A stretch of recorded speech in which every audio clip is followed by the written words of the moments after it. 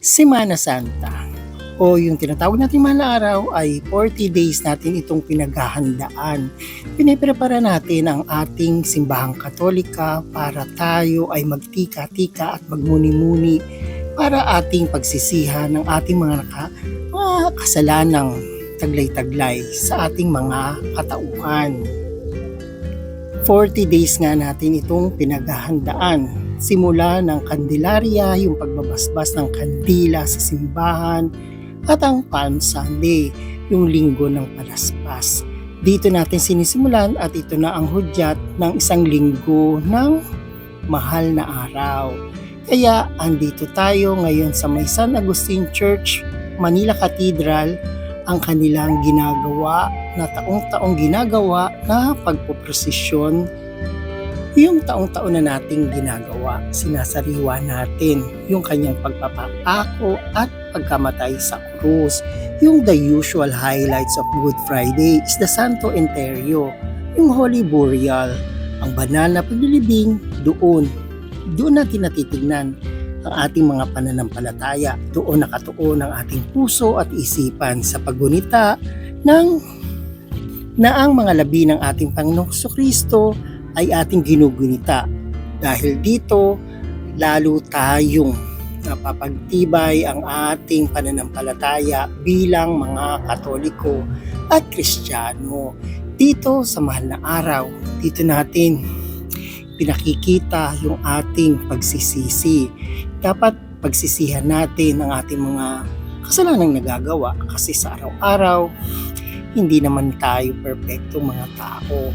Marami tayong nagagawang kamalian, pero pinipilit natin itong at pilit naman natin itong pinagsisisihan. Kaya yan ang i-share ko ngayong mahal na araw dito sa aking My Journal in Motion sa Love Life Me, Myself and I dito sa Alexander YouTube channel. Kaya kung hindi pa kayo nakasubscribe, subscribe na kayo para parati kayong updated sa aking mga ganap. Good Friday, the Holy Santo Enterro, the Holy Burial, ang banal na paglilibing sa Diyos na doon natin itinutuon ang ating puso at isipan sa paggunita ng mga labi ng ating Panginoong Kristo. At syempre, pag Good Friday, dito natin na ipadarama ang ating pagmamahal at ang ating pagsisisi sa ating mga nagawang kasalanan. Ngayon tayo'y dumaraan dito sa mga pagsubok, dito sa mundong ibabaw.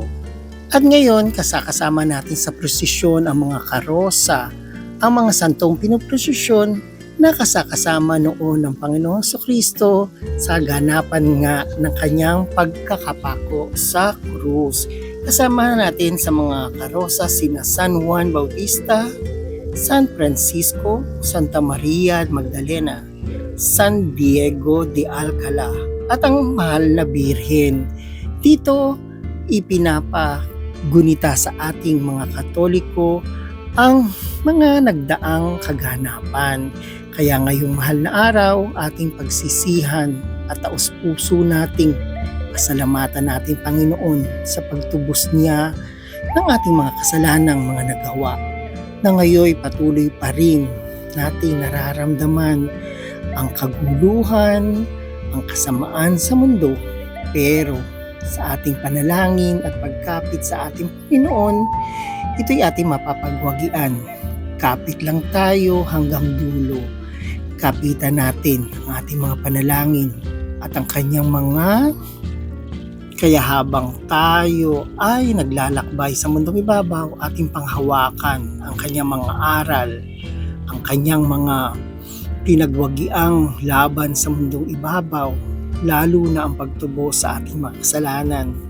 Ibigay na natin at isurrender na natin ang lahat dahil siya lamang ang nakakaalam ng ating buhay na tatakbuhin o yung ating tatahakin sa mundong ibabaw. Kaya atin ang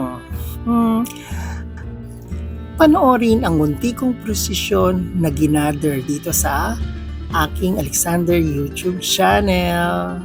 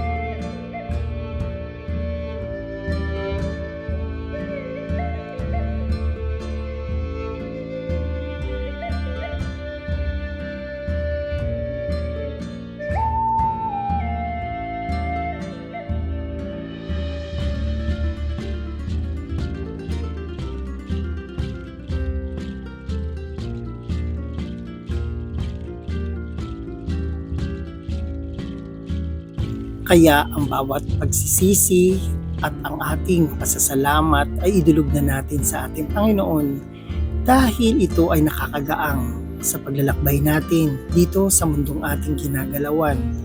Kaya ngayon pa lang, pagsisihan na natin ang ating mga kasalanang nagagawa sa ating pang-araw-araw na buhay dahil ito ang siyang susi na magiging gabay natin dito sa ating paglalakbay. Hindi ba't kay gaang pag tayo ay may magandang puso sa ating paglalakbay sa ating pang-araw-araw. Kaya magmalasakitan, magmahalan sa ating pang-araw-araw. Yan ang susi ng ating magiging kapanatagan sa mundong itong kay gulo. Pero kung may Diyos ka sa iyong puso, gumagaang ito at hinahawi ng ating Panginoon ang lahat ng balakid sa ating buhay.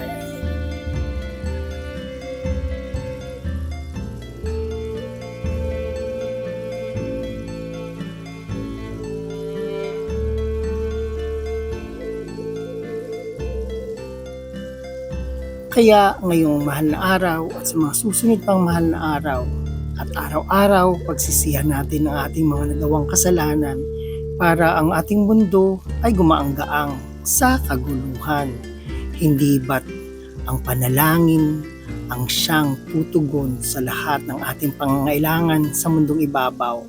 Kaya idaan na lang natin sa ating panalangin at idulog natin ito sa ating Panginoon naglalang sa atin sa mundong ibabaw kasi siya lamang ang nakakaalam kung ano ang pagkatandaan ng panalangin ng susi ng lahat ng ating ikagagaan sa ating paglalakbay dito sa mundong ibabaw.